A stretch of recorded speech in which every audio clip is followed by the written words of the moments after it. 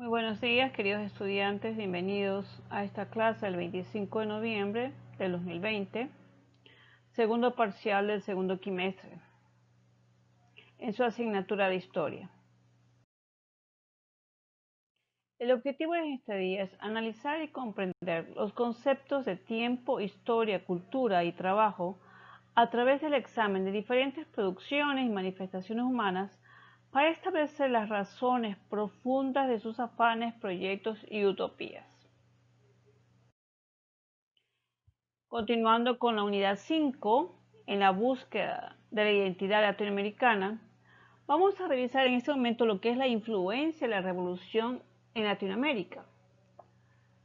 La revolución cubana fomentó el despertar de la izquierda en América Latina, en la que a partir de entonces se han suscitado movimientos armados, partidos políticos y movimientos sociales que, aunque no siempre de manera explícita, han sido influenciados por ella.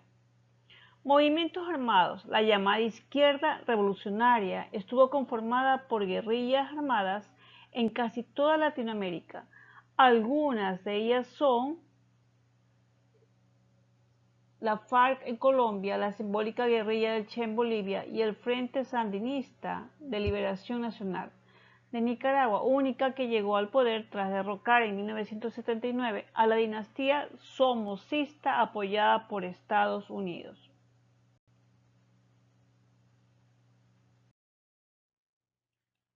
Continuamos con el auge del petróleo a la migración. El boom petrolero. En Ecuador, la exportación de petróleo empezó en 1928, actividad que estaba en manos de empresas transnacionales. Mientras tanto, las principales exportaciones seguían siendo productos agrícolas, primero de cacao, luego de banano. La producción petrolera no era significativa. Las exportaciones de este rubro no superaron el 6% del total del país. De hecho, entre 1960 y 1971, cesó la exportación del crudo, solo se extraía para el mercado interno.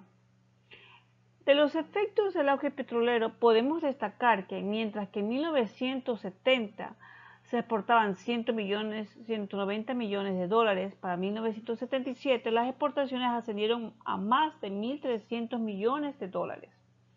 El presupuesto del gobierno central pasó de 5.000 millones de sucres en 1970 a 27.000 millones en 1977. El Producto Interno Bruto aumentó de 1.062 millones de dólares a 13.946 millones de dólares en el mismo petróleo. El país se volvió más atractivo para la inversión y las bancas extranjeras.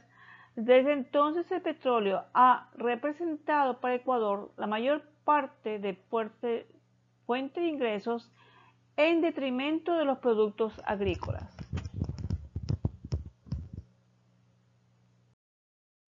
En la siguiente diapositiva, nosotros podemos observar la crisis de la deuda externa.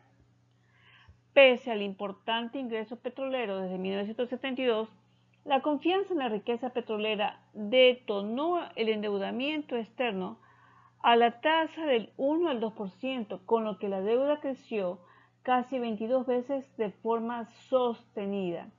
Pasó de 260 millones de dólares en 1971 a 5.869 al cierre del 81. La deuda pasó de representar el 16% del Producto Interno Bruto al 42% del Producto Interno Bruto en este mismo lapso.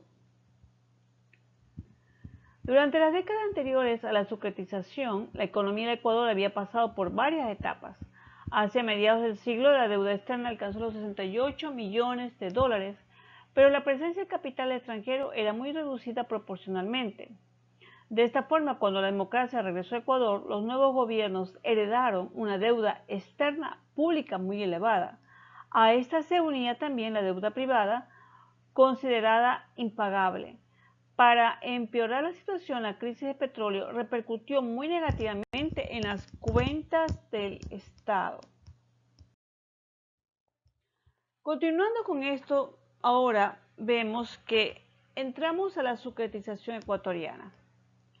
En 1983, el gobierno de Osvaldo Hurtado asumió la deuda privada en dólares.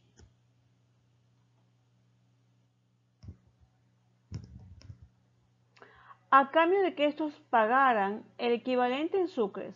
Esta medida fue conocida como sucretización. Dichos pagos nunca fueron efectuados y el Estado asumió enteramente la deuda de los empresarios. Durante el gobierno de León Febres Cordero, la deuda se incrementó para la devaluación del sucre frente al dólar. El desplome de los precios del petróleo en 1986 y el terremoto de 1987 hicieron que Ecuador acumulara moras en el pago de la deuda externa bancaria, por lo que fueron suspendidas los desembolsos externos que ayudaban a cumplir con estos compromisos. En Ecuador, la ayuda fue entregada directamente a cada uno de los 410 influyentes deudores.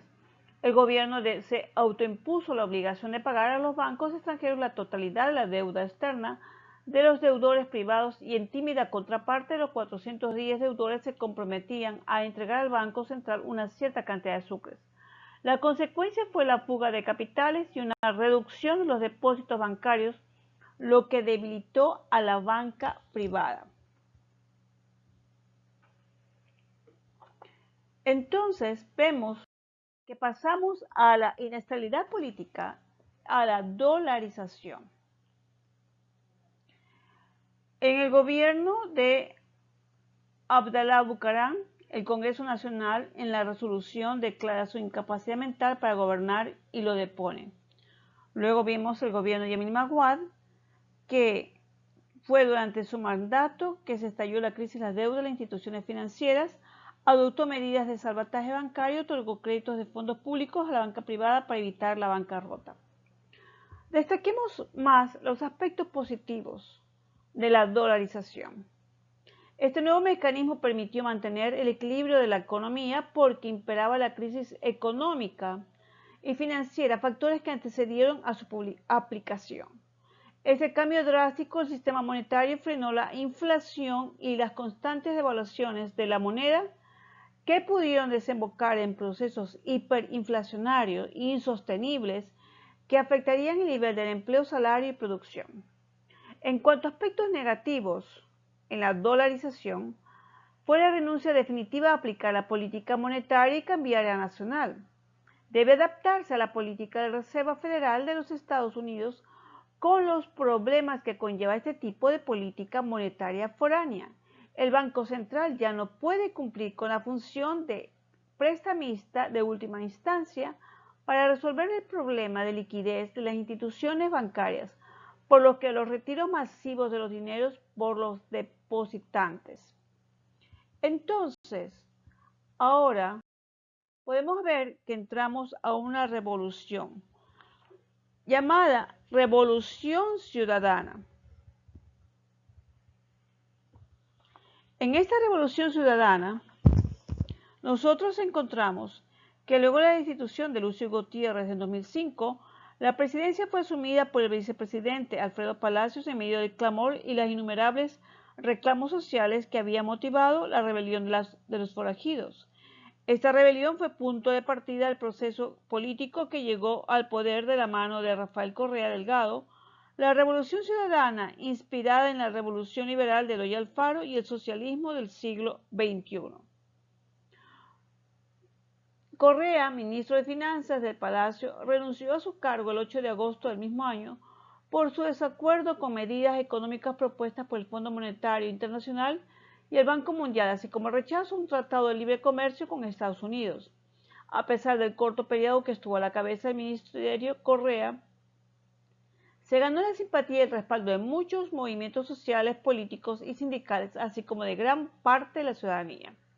Rafael Correa gobernó desde el 2007 hasta el 2017. Fue en esta época que se postuló para las elecciones presidenciales de 2006 y ganó. Al año siguiente firmó un decreto de convocatoria a consulta popular para una asamblea constituyente que redactara una nueva constitución. Y la nueva constitución fue aprobada en referéndum el 28 de septiembre del 2008. Nosotros tenemos ahora, dentro de las principales escuelas económicas, observamos las escuelas marxista, clásica, keynesiana y monetaria. Pero Las crisis económicas que afectaron a Latinoamérica durante el siglo XX sucedieron en el contexto de la aplicación de políticas basadas en diversas teorías económicas. Para entender tales crisis en un contexto global, hay que conocer las escuelas económicas desde el liberalismo clásico hasta el surgimiento del socialismo del siglo XX, que ha influenciado la política de comienzos en el siglo de América Latina. El hombre, para satisfacer sus necesidades de alimento, vestido, refugio, extrae y transforma recursos naturales, proceso al que básicamente se le conoce como economía. Revisemos brevemente lo que es las ideas económicas de la fisiocracia. La fisiocracia, como lo indica su etimología, sostiene el gobierno de la naturaleza mediante la plena vigencia de las leyes naturales, universales e inmutables, tanto en el terreno propiamente físico como en el de obrar humano. Debe procurarse la felicidad de los hombres, para ello hay que dejar hacer, dejar pasar. La libre iniciativa individual. El Estado tiene su deber, la función de apartar todas las trabas que dificulten la libertad individual. Fueron desarrollados en el siglo XVIII en Francia por Francois Quesnay, un representante de la burguesía. Otros integrantes de esta escuela fueron Anne Robert, Jacques Turgot, Victor Riquet de Mirabeau y Marcier de la Rivière. El cuadro económico de Quesnay fue el primero ensayo que intentaba explicar el proceso de la reproducción del capital. Dentro de sus principales postulados en la fisiocracia, encontramos si es una escuela o no. Si fue la primera escuela, estuvo en el siglo XVIII en Francia. Su valor y riqueza generaba principalmente de la ganadería. Su principal actividad fue la agricultura. Relación con el Estado no existe y su principal idea o teoría fue un impuesto único y el orden natural. Dentro de sus principales postulados está que los fisiócratas rechazaron la idea mercantilista de la riqueza como acumulación de dinero para la nación. Consideraban que la única fuente de riqueza es la naturaleza y por ende creían que la agricultura es la única rama en la que se cree el producto neto.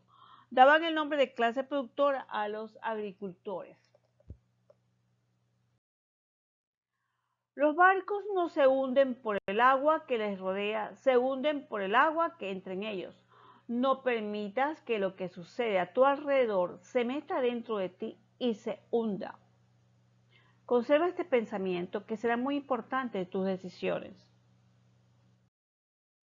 Con los anexos les dejo un resumen de la dolarización ecuatoriana para reforzar la clase vista este día.